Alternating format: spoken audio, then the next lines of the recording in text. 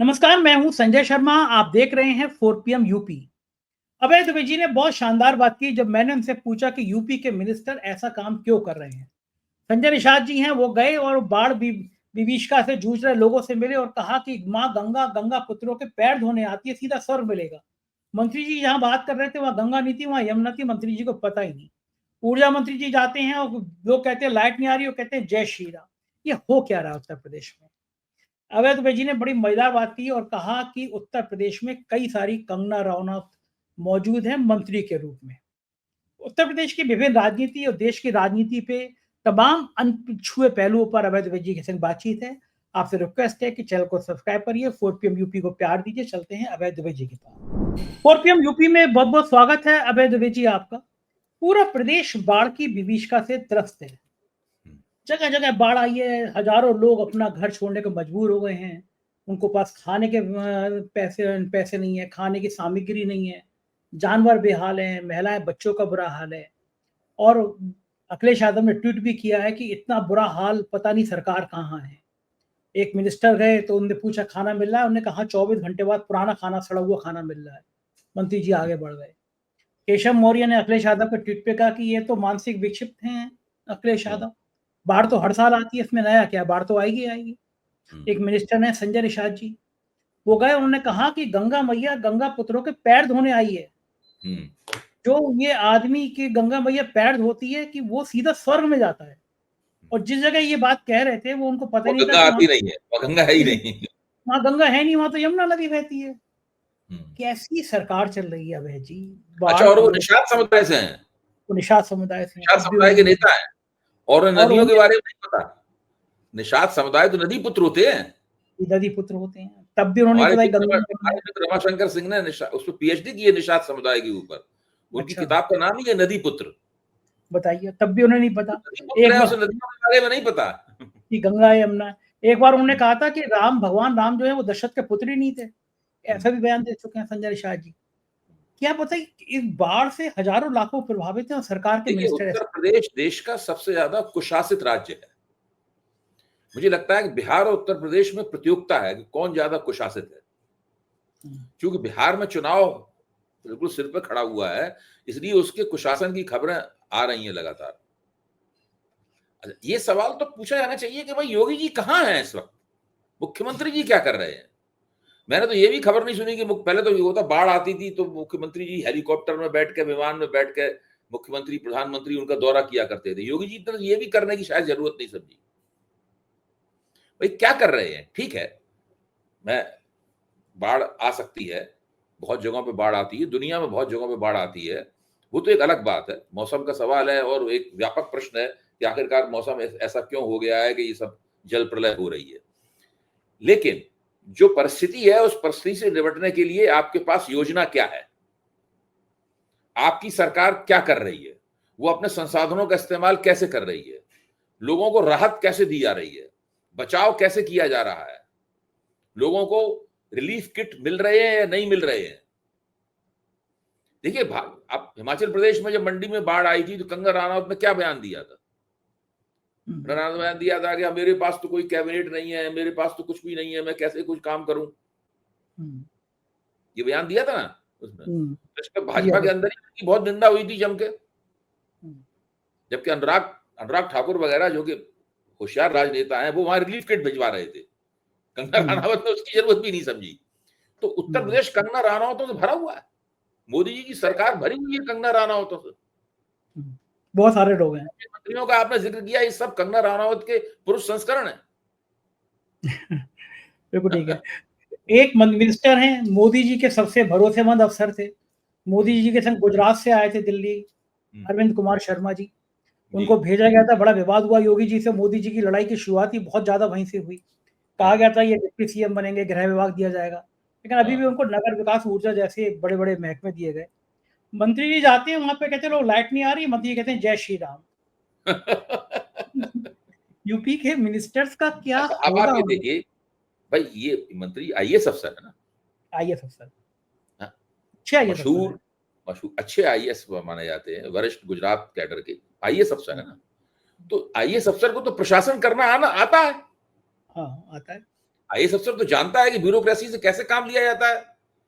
IAS अफसर तो system को कैसे इस्तेमाल किया जाता है अपनी योजना के मुताबिक, इस बात में उसे योग्य क्षमता उसके अंदर होनी चाहिए। इसका मतलब है कि अरविंद शर्मा जैसा आईएएस अफसर भी उत्तर प्रदेश में कुछ कर पाने में, कुछ सार्थक और सकारात्मक कर पाने में विफल है। भाई उसकी उत्तर प्रदेश में मंत्री बनते ही उसकी तमाम योग्यताएं कहां चली गई? मैं तो एक आकलन कर रहा हूं। एक प्रशासन करने में कुशल व्यक्ति एक जगह ख्याति प्राप्त करता है, दूसरी जगह आता है तो वहां विफल हो जाता है। वहां वो हथप्रभ खड़ा हुआ है, उल्टी सीधी हरकतें कर रहा है, जय श्री राम बोल रहा है या कह रहा है कि सुपारी दे दी गई है मेरे नाम की। भाई उसकी ये हालत कैसे हुई? ये इस बात का प्रमाण है कि उत्तर प्रदेश में शासन की क्या स्थिति है। अरविंद शर्मा ही वो चावल है जिसके जरिए आप पता लगा सकते हैं कि पूरी हांडी की क्या स्थिति है। पूरी हांडिया देखने की, हर चावल मसल के देखने की जरूरत नहीं है। अरविंद शर्मा को देख लो, उत्तर प्रदेश में शासन कैसा चल रहा है। ठीक बात। अच्छा, इतना बुरा हाल हुआ क्यों उत्तर प्रदेश में? मुझे तो नहीं लगता कि पिछले 7 साल से किसी भी किस्म का कोई शासन चला है।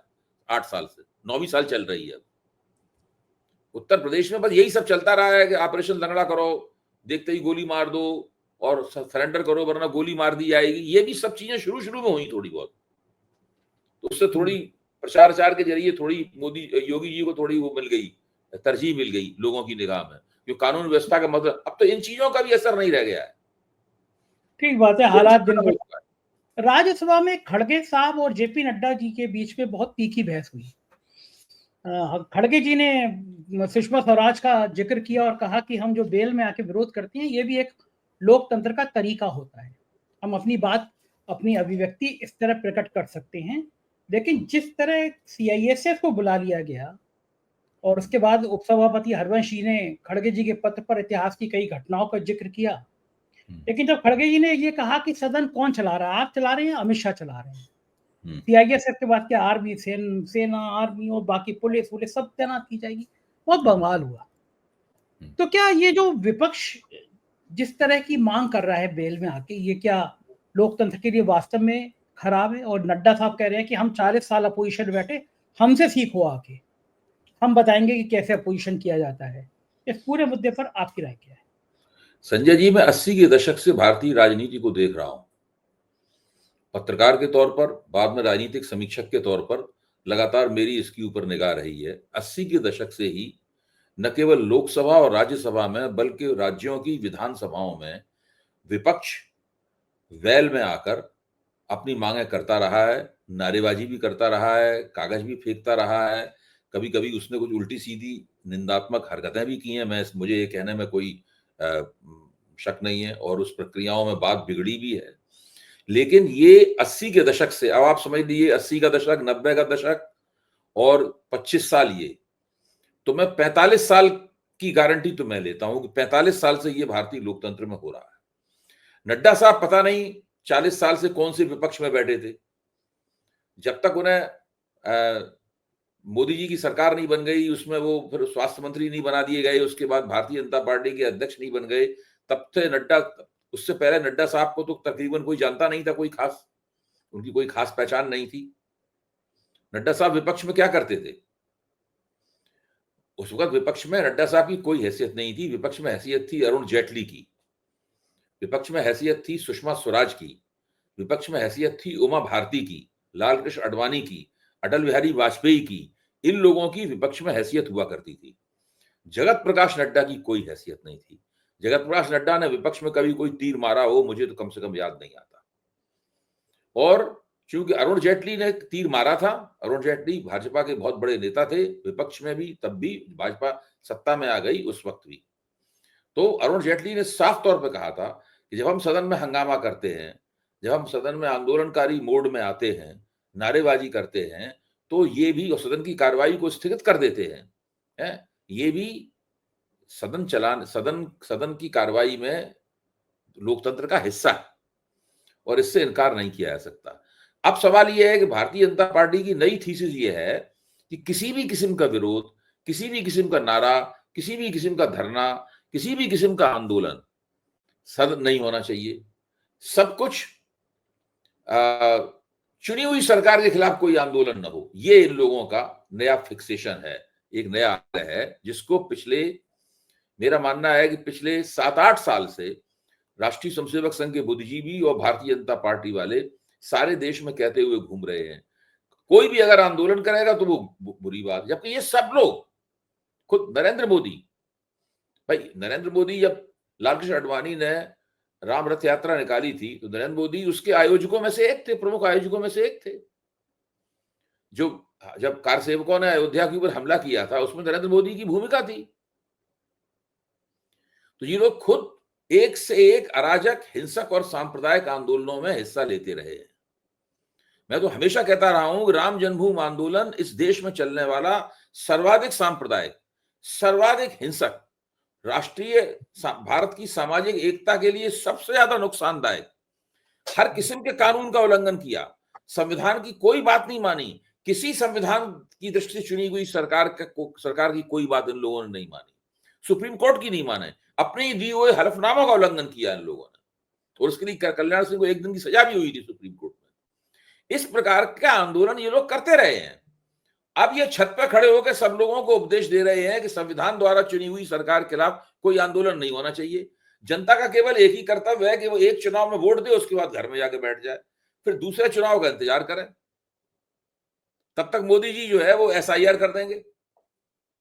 जब तक दूसरा चुनाव आएगा उसके बीच में वो मतदाताओं का सघन पुनरीक्षण शुरू कर देंगे, तब तक मतदाता का नाम कट जाएगा उसमें, तो वो बिल्कुल नहीं मिलेगा। तो ये तो हालत इन लोगों ने कर दी है।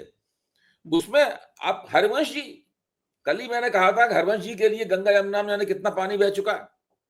हरिवंश जी गंगा यमुना भी दूसरी है, वो नहीं है जो हम लोगों की है।